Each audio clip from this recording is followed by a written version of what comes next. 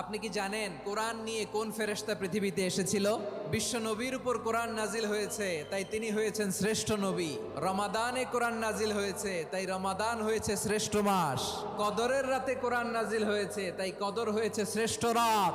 সাইয়েদনা জিবরিল কোরআন নিয়ে এসেছেন, ফলে উনি হয়েছেন শ্রেষ্ঠ ফেরেশতা। আমরাও যদি কোরআনের সাথে সম্পর্ক বাড়াই, আমাদের মর্যাদাও এরকম, আমাদেরকেও শ্রেষ্ঠ মানুষ বানায় দিবে কে?